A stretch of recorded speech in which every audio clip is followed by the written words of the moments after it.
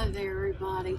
I had a chance to go to church this morning, and I told you the other day that I like to dress like a lady sometimes, and sometimes I don't. So here we go. I wanted to just show you that it's not all about fashion. It's not. You understand? It's not. It's not all about fashion.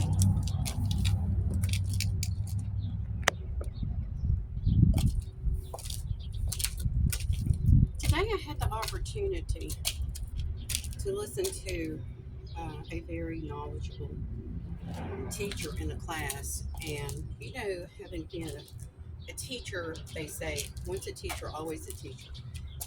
And I am never going to quit learning because educators don't quit learning. And today it's kind of overcast, really overcast here. I see a little bit of blue, but there's a lot of gray out there. There's a little bit of white out there too. But that's not what I'm doing here. This is not about the weather. This is about what God is wanting me to share with you. This is about the next generation.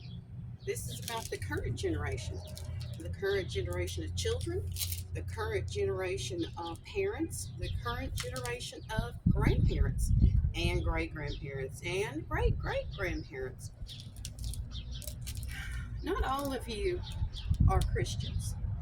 This is, I would say, and not presume that this is a Christian community, because if you study the Old Testament, it talks about the law, and there's a lot of people that are breaking the law everywhere. And I don't want to talk to you about the law or the Old Testament. I want to talk to you about today and where your heart is. I went to church, the church of my choice, and no, I'm not a member there. I don't have to be a member there. I'm a guest. Every church, every religious, I would say institution. I hate to say institution. There's a bad connotation with institutions. And it all deals with mental health. But there are ways, and I'm watching the wind. I see my camera shaking. But there are ways to handle mental health, and this is one of them. I do dress appropriate, and yes, I have the right footwear on. And I'm having to be careful because I was rear-ended by that drunk driver. All right. Footwear is something that everybody needs to take into consideration, not just during a tornado or a hurricane or a landslide. You need to take care of your footwear. That's whatever kind of footwear you're needing for the time. During floods, people need clean footwear after they get out of the water. Should they be entering water without appropriate footwear? No, they shouldn't. But depending on how deep the flood is, it's all relative. Sometimes you just have to get out, and you can't do any different. Today I am getting some drips of rain, and I don't have an umbrella out here. I don't want to be out here very long.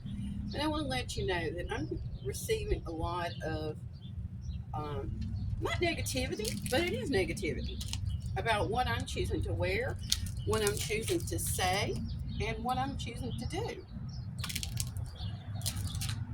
And you're hearing my shoes, and they do have the appropriate bottom on them. And you're hearing the grit of the concrete, the cement, asphalt, or sidewalk, or whatever you want to call this. When you're learning English, well, Portuguese or Spanish or any of these other languages, Swahili, might not understand what we're talking about. Might not understand it. So I believe in clarifying Now, it has rock, it has sand in it, it has a mix in it that helps it to bond and to stay together. Now, asphalt does have tar in it. It does. It has a certain mix of tar, and it can stick to your shoes in the heat. So you have to make sure that's done correctly. Now, this sidewalk um, is a little bit older. I don't see anywhere where it says when it was actually poured, and you have to have a form for the sidewalk. It doesn't say where. I see a water meter here in front of me, but it does not say when this concrete or the sidewalk was poured. So we have to make sure that our footing, as well as our shoes, are secure.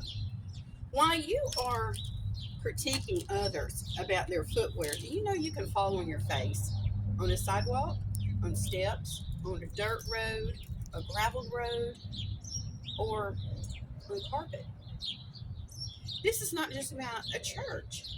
There are all kinds of institutions that have different kinds of flooring. And one of my jobs that I trained in actually taught me about flooring: marble, granite, all kinds, carpet, linoleum, bamboo. And it's starting to sprinkle just a little bit. So I stepped back and I'm checking my camera.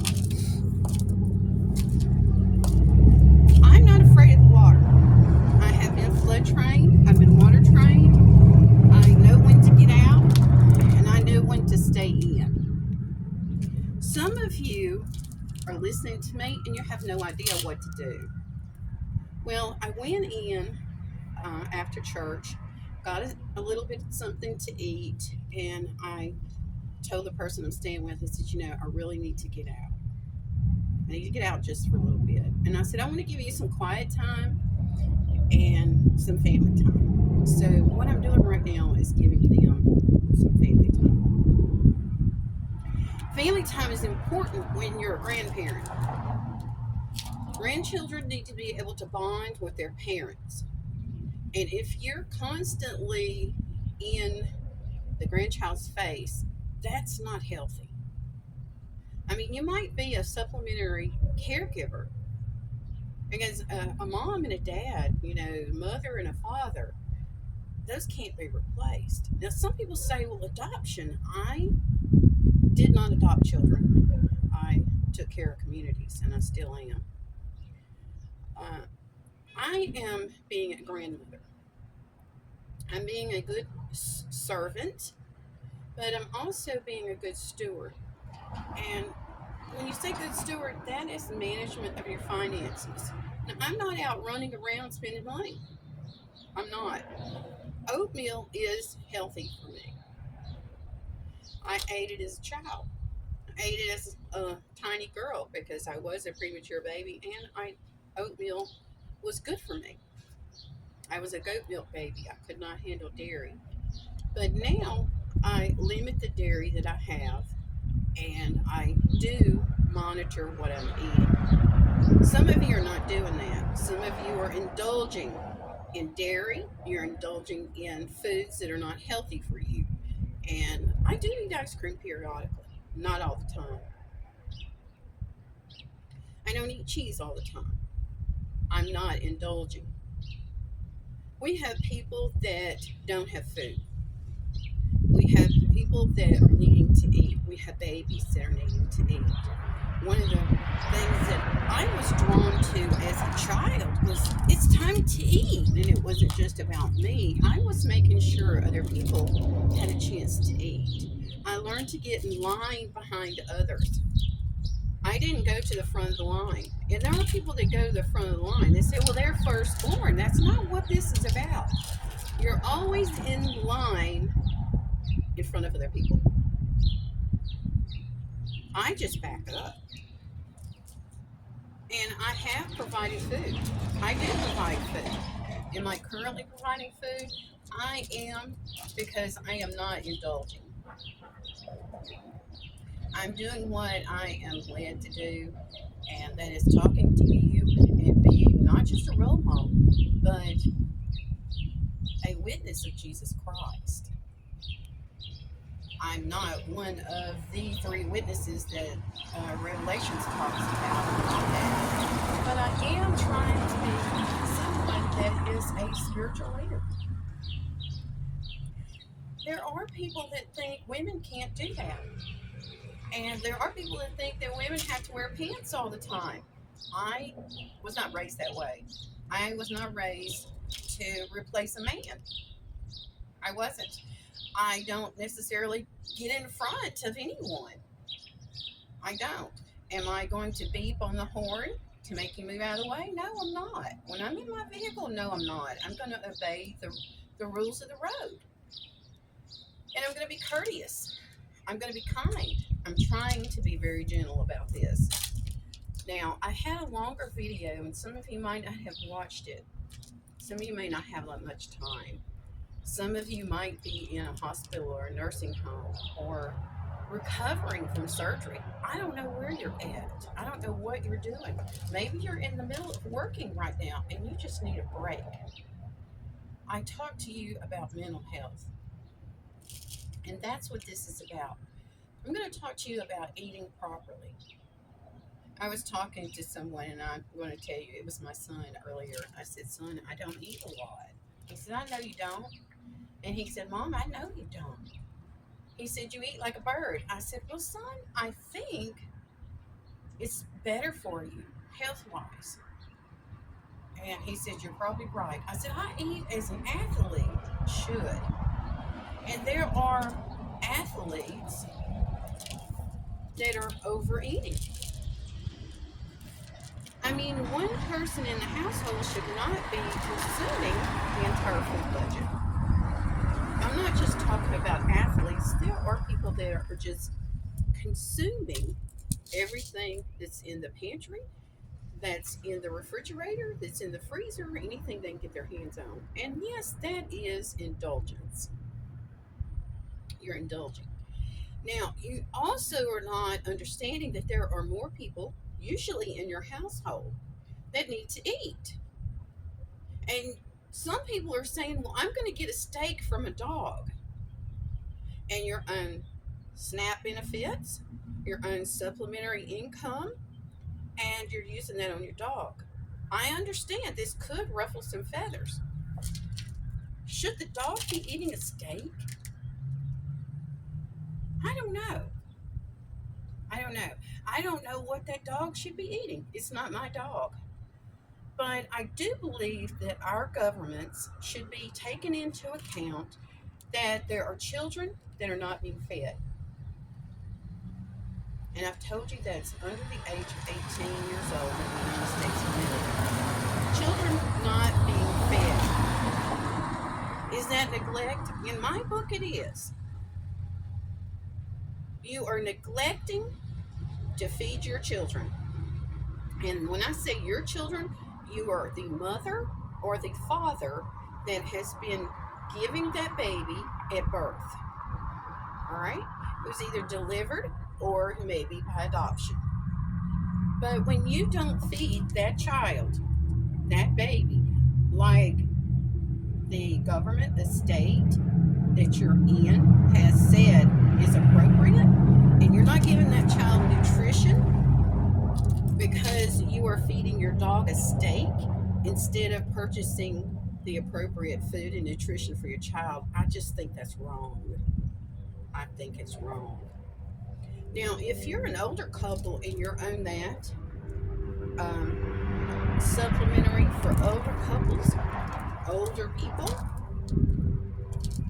you're making a decision to feed your pet. And if you want to cook a steak for your pet, that's fine. Your decision. But don't ask someone else to feed you when you have fed your animal a steak. Now, I don't know what the current price of beef is, but I don't eat a lot of steak. I don't know when the last time I had a steak was. I'm not complaining, but I'm saying right now that there are people that are overindulging their pets and animals at the cost of children. If you're an older couple and you have no children, or your children are grown, that's your decision. You can do whatever you want to do. But don't ask someone else for food. Do not ask someone else for food. If you have fed your pet a steak when you could have very easily, and yes, I will mince my words a little bit, they'll get mixed up.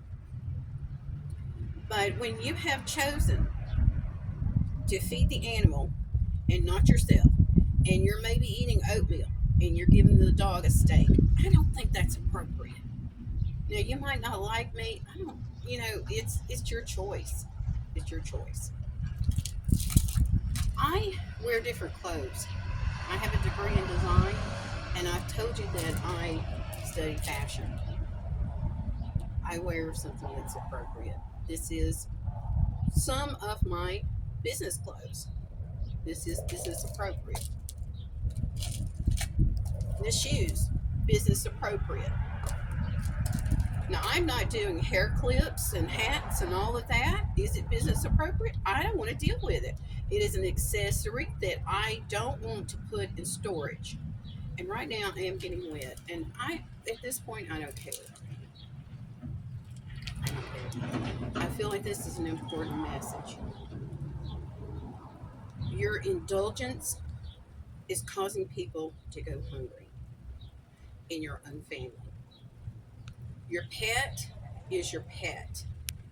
Your working animal is your working animal. Do you need to feed them differently? I would say if you're going to feed an employee differently, then that working animal is your employee.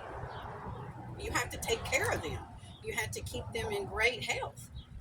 And right now, families are not doing that. You're not taking care of your children. You're not taking care of your family members, your husbands, your wives, your sons, your daughters. You're not taking care of them. And like I said, I'm not independently wealthy. I'm doing what I have been called to do, and that's to stand out in the rain, if necessary, to give you a message. All right? Now, I do not want to get sick. Sickness is something that a lot of people are suffering from right now. Is it cold and flu season? In some places, it is. And I heard this morning at church that is not my church. I'm not a member of this church. I'm a guest. And I'm a visitor. I don't know how long I'm going to be in this community. Have I put down roots? Not yet. Not yet. I'm a visitor here. And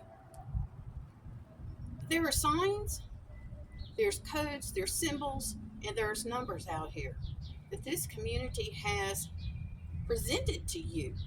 Now, this is an opportunity for me to show you a community in Arkadelphia, Arkansas. I want you to understand that they're human. They're not perfect, and I'm not either. I have health problems, and I have to take into consideration what my body needs. Do I need to be corrected all the time?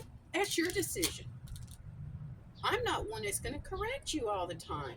I present you information, and that's what I'm doing. I'm just presenting it to you. What you do with it, your decision. So, I do have a container over here, and this is my container, and I'm not being funded by anybody, but I do feel like I need to take a sip of some liquids.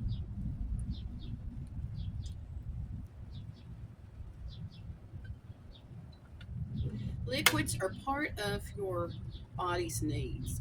If you are not hydrated by something, I'm not talking about alcohol. I don't. I. I'm not going to make that decision for you. What you drink is your decision. But as an adult, I'm telling you, this is non-alcoholic. It is liquid. All right. I'm not going to tell you a brand. I'm not going to tell you a label. I'm not going to tell you any of that. This is hydration, and it is necessary.